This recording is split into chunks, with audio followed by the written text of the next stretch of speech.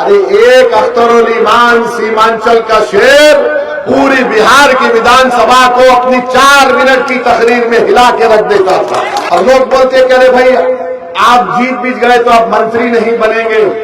अच्छा तुम चले गए ना राजद में, तुम्हारा पोजीशन तो संतरी के बराबर भी नहीं था। वहां पर तेजस्वी यादव उप मुख्यमंत्री थे, तुम कुछ काम करवा लेते, मंजूर करवा लेते, मगर नहीं करवाए।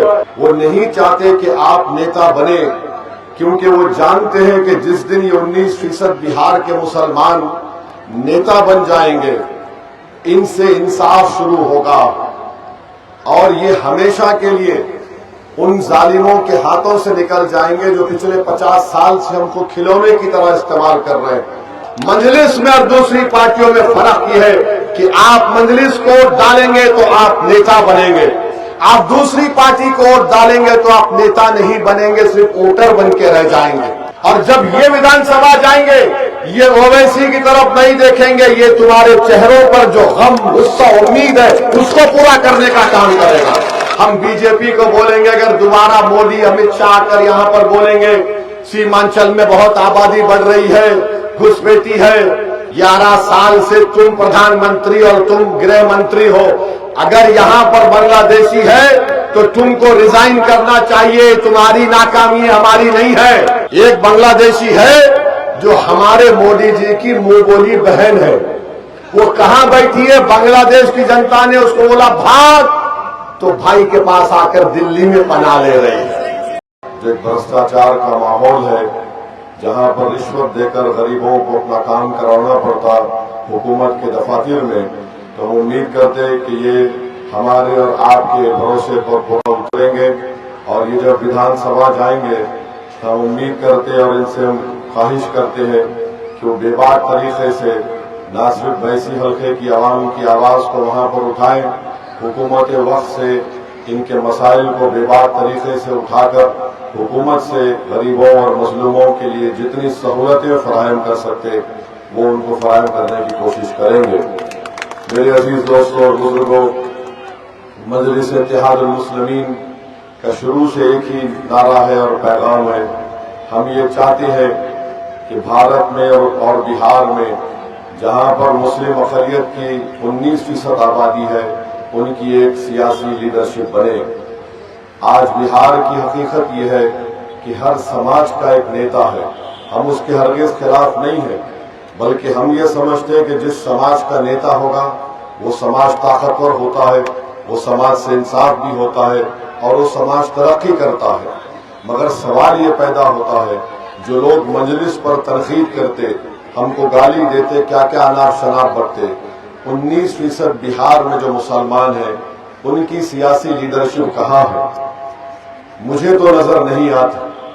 आप कहेंगे कि नहीं, कोई जेडीयू में, राजद में कोई मुसलमान जीत कर जाता है।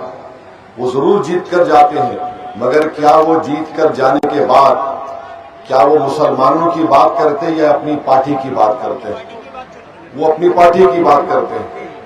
उनको इतनी भी इजाजत नहीं है, ना उनमें इतनी हिम्मत है कि वो बेबाक तरीके से मजलूम कौम के इंसाफ का मुतालबा कर सके। मैं हरगिज कभी भी किसी भी मजहब का खिलाफ नहीं रहा, ना कभी रहूंगा इंशाअल्लाह ताला, क्योंकि मुझे जो हमारे उलमाए कराम ने, हमारे बुजुर्गों ने समझाया कि सच्चा मुसलमान वही होता है जो दूसरे मजहब के मानने वालों से नफरत ना करे। हम मुख्तलिफ जरूर हैं, मगर इसका यह मतलब नहीं कि हम किसी से नफरत करें। और जो लोग नफरत कर रहे हैं कि मुसलमानों की सियासी लीडरशिप ना बने, वो नफरत करने वाले हैं। वो नहीं चाहते कि इस मजलूम कौम को उसका हिस्सा मिले, वो नहीं चाहते कि आप नेता बने, क्योंकि वो जानते हैं कि जिस दिन ये 19% बिहार के मुसलमान नेता बन जाएंगे, इनसे इंसाफ शुरू होगा और ये हमेशा के लिए उन जालिमों के हाथों से निकल जाएंगे जो पिछले 50 साल से हमको खिलौने की तरह इस्तेमाल कर रहे हैं, जो हमारे बच्चों को ये स्कूल नहीं खोलते, जो हमारी बच्चियों के लिए कॉलेज नहीं खोलते, जो हमारे पुलिस का अगर जुल्म होता तो इंसाफ की बात नहीं करते, हमारी मस्जिदों पर खतरा होता तो उसके लिए लड़ने तैयार नहीं होते। जब चुनाव आता तो आकर ये 19% बिहार के मुसलमानों के सामने कहा जाता है। क्या कहा जाता है कि देखो भाई, हमको वोट दो, हम फुला से लड़ेंगे, उनसे लड़ेंगे। चुनाव हो जाता, हम रोज मरते हैं, हम रोज मरते हैं। और मरने की वजह यह है कि हमारे पास एम्बुलेंस नहीं है, मरने की वजह यह है कि हमारे पास रोड नहीं है, मरने की वजह यह है कि जब सैलाब आता, जमीन कट जाती तो कोई राहत नहीं पहुंचाता, ना हुकूमत से जो पैसा मिलना चाहिए वो नहीं मिलता। मरते इसलिए है कि सीमांचल में एम्स नहीं खोला जाता। बिहार के हर हिस्से में तरक्की होती है, मगर इस सीमांचल से नहीं मालूम पटना में बैठने वाले, हुकूमत करने वाले इतने संगदिल क्यों हैं। उनको ये क्यों नहीं लगता कि इस सरजमीन पर बसने वाले इंसान हैं, तुम्हारी तरह इंसान है, इनके भी ख्वाहिशात हैं, इनकी भी उम्मीदें हैं, इनके माँ बाप की ख्वाब हैं, इनके बुजुर्गों के ख्वाब हैं, मगर उसकी फिक्र नहीं है। जैसा इलेक्शन का मौसम आएगा, सब खड़े हो जाएंगे। कोई बोलेगा गाली ओवैसी वोट काटने आया है, कोई बीजेपी वाला बोलेगा कि सीमांचल में घुसपैठी बहुत ज्यादा है, और चुनाव इसी पर होता है, चुनाव खत्म हो जाता। मेरे भाई, हमारे मसले हैं, हमारे जिंदगी के जरूरियात हैं। हम खाली किसी को जिताने के लिए नहीं पैदा हुए। पिछले 50 साल से हम वोट किस बुनियाद पर दे रहे हैं? क्या हम वोट इस बुनियाद पर दे रहे हैं कि सीमांचल से इंसाफ होगा? क्या हम वोट इस बुनियाद पर दे रहे हैं कि सीमांचल में एम्स आएगा? क्या वोट इस बुनियाद पर दे रहे हैं कि बैसा में जब सैलाब आएगा तो हुकूमत मदद का काम और राहत का काम करेगी? यहां पर जमीन के कटाव होगा, जो गांव कट जाते हैं उनको उनका पैसा मिलेगा? क्या हम इस बुनियाद पर वोट दे रहे हैं कि यहां से भ्रष्टाचार का खात्मा होगा? क्या हम इस बुनियाद पर वोट दे रहे हैं कि हमारी एक सियासी आवाज होगी? नहीं, हम सिर्फ एक बुनियाद पर वोट दे रहे हैं कि उनके घर में चिराग जलाना है, उनके घर को महल बना देना है, चाहे मेरा घर उनके लिए खबर ना बन जाए, मेरी खबर ना बन जाए। ये अब नहीं हो सकता। आप समझिए हमारी बात को। बिहार में करीब 60% 25 साल से कम उम्र के लड़के और लड़कियां रहते हैं। मैं हमारे बुजुर्गों से अपील कर रहा हूं, आपने अपनी जिंदगी के जो बेहतरीन दिन थे आपने तकालीफ में गुजार दिए। ये उम्मीद हरगिज मत करिए कि आपकी औलाद उस तरह की तकालीफ उठाएगी।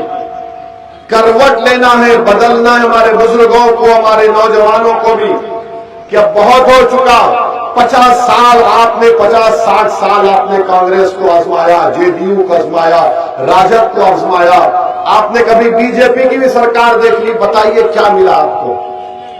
मेरे अजीज दोस्तों और बुजुर्गों, इसीलिए हम आपसे अपील कर रहे हैं कि यहां से आप गुलाम सरवर साहब को अपना एमएलए बनाकर बिहार की विधानसभा में भिजाइए। मैं जानता हूं इस बात को, मुझे भी बड़ी तकलीफ है कि जिसको 5 साल पहले आप लोगों ने बड़ी कुर्बानी और मेहनत के साथ अपना विधायक एमएलए बनाया, पतंग छाप पर बटन दबाकर आपने उसको विधायक बनाया। जैसा कि अभी अख्तर साहब ने कहा कि 6 या 7 मरतबा के विधायक जनाब सुभान साहब को हमने हरा कर इनको जिताया। बताइए इसका कौन पूछेगा? तो ये चीजें हैं जिस पर आपको गौर करके दोबारा इंशाअल्लाह ताला मजलिस के निशान पतंग छाप पर वोट देकर आपको सीमांचल के इंसाफ के लिए वोट देना है। आपको अपनी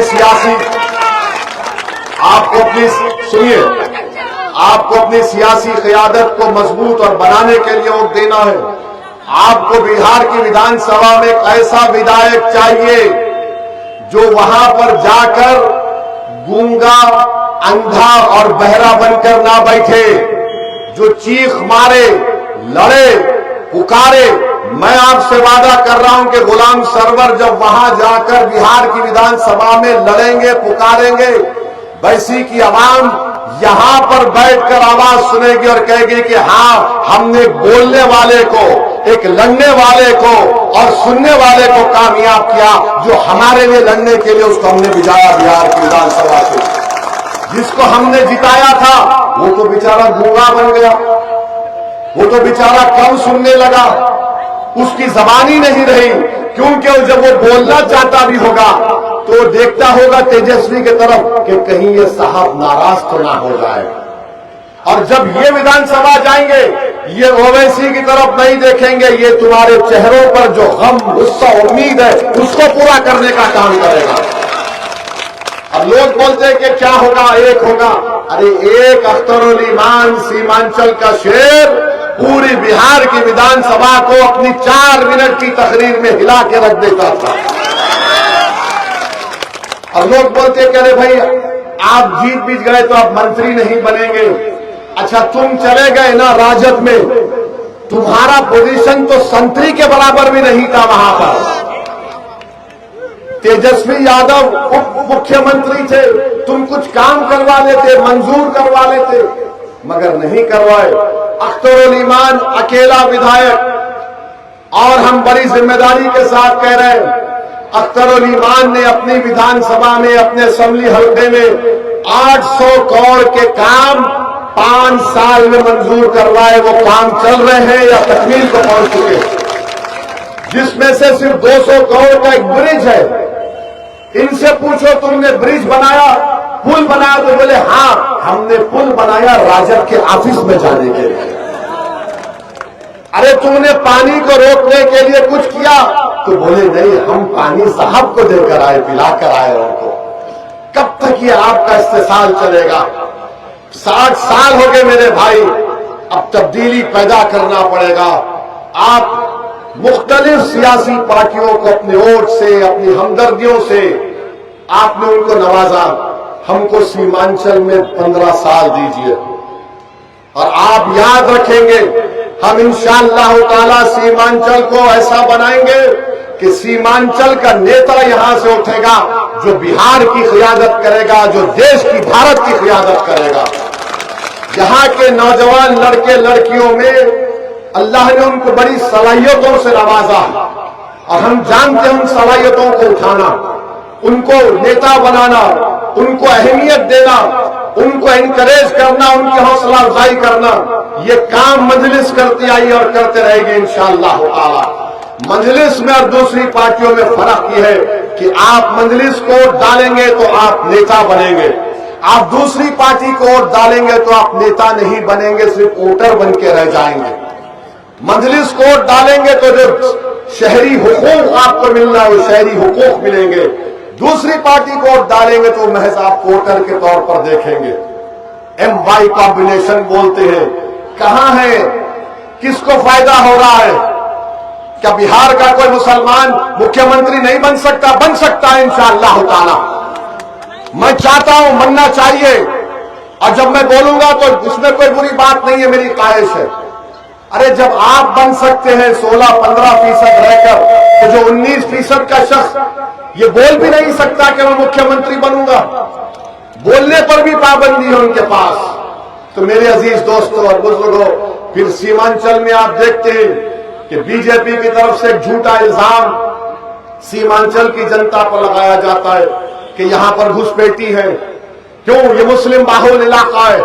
हम मोदी जी को बोलना चाह रहे, खबरदार, आप सीमांचल को बदनाम नहीं कर सकते। अगर आप आकर यहां पर बताना चाह रहे हैं कि सिर्फ आपको भारत से मोहब्बत है, तो बताओ मोदी जी, आपने मोहब्बत के दावे किए, आपने सीमांचल के लिए क्या किया बताओ।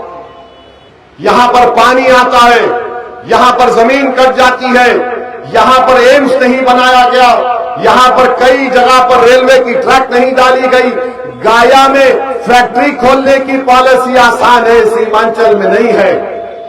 यहां पर अनानास उगता है, चाय उगती है, केला उगता है, मक्का उगता है, बताओ उसकी कीमत क्या है? कुछ नहीं है। तो मेरे भाई, हम बीजेपी को बोलेंगे, अगर दोबारा मोदी अमित शाह आकर यहां पर बोलेंगे सीमांचल में बहुत आबादी बढ़ रही है, घुसपैठी है, तो हम मोदी अमित शाह को आईना दिखाकर बताएंगे 11 साल से तुम प्रधानमंत्री और तुम गृह मंत्री हो, अगर यहां पर बांग्लादेशी है तो तुमको रिजाइन करना चाहिए, तुम्हारी नाकामी हमारी नहीं है। एक बांग्लादेशी जरूर है, एक बांग्लादेशी है जो हमारे मोदी जी की मुंह बोली बहन है। वो कहां बैठी है? बांग्लादेश की जनता ने उसको बोला भाग, तो भाई के पास आकर दिल्ली में पनाह ले रही है। मोदी जी, उसको आप सीमांचल लाइए, हम आपको रास्ता बताएंगे बांग्लादेश का। उसको बोलेंगे जा जा बांग्लादेश जहां से तू आई थी। मगर मोदी जी वहां की बात नहीं करेंगे। बांग्लादेश में इनकलाब आ गया, 56 इंच को पता नहीं। नेपाल में इनकलाब आ गया, मोदी जी को पता नहीं। यहां से आप बॉर्डर देख सकते हैं बांग्लादेश का, वहां पर आपको नजर आएगा कि चाइना, चीन एक एयरपोर्ट बना रहा है प्लेन लैंड करने का। मगर मोदी जी चीन का नाम लेने से डरते हैं। चाय की तो बात करते हैं कि चाय में चीनी मत डालिए, मगर चीन का नाम लेने से घबराते हैं।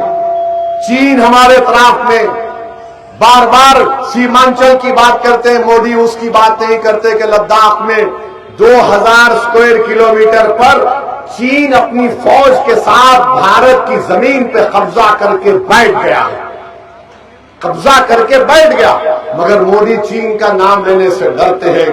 और एक बात आपको हम बताना चाह रहे हैं कि नीतीश कुमार एक नई स्कीम लाए हैं कि महिला को 10,000 रुपये दिए जाएंगे। तेजस्वी कह रहे हैं कि हम 2,500 रुपये देंगे। अब आपको आसान तरीके से समझा रहे हैं। मिसाल के तौर पर अगर हम 100 रुपये का कर्जा लेते हैं, कितना 100 रुपये का, तो 20 रुपये से हम अपना घर बनाते हैं और 80 रुपया से हम क्या करते हैं, जो पहला कर्जा लिए उसको अदा करते हैं। समझे आप? और बिहार को जो पैसा आता है टैक्स में, वो करीब 50,000 करोड़ रुपये है। कितना? 50,000। अब नीतीश कुमार जो स्कीम बनाए हैं, उस स्कीम का जो खर्चा हम समझते हैं करीब 40,000 करोड़ होगा। बचेगा कितना? 10,000 करोड़। अब उसमें घर बनाना है, पुल बनाना है। अब तेजस्वी कह रहे हैं कि हम जो करेंगे उसमें 50,000 में 45,000 खर्च होंगे। तो होगा क्या? जब कोई प्रदेश कर्जा लेता है तो मुख्यमंत्री अदा नहीं करता, आप और हम अदा करते उसको। समझे? वो तो ले लेंगे, अब खर्चा बढ़ते जा रहा है। 2 साल पहले बिहार ने करीब 14 या 15,000 करोड़ रुपये खाली कर्जा अदा करने के लिए इंटरेस्ट दिए थे। तो ये घुमा फिरा कर सियासत कर रहे हैं।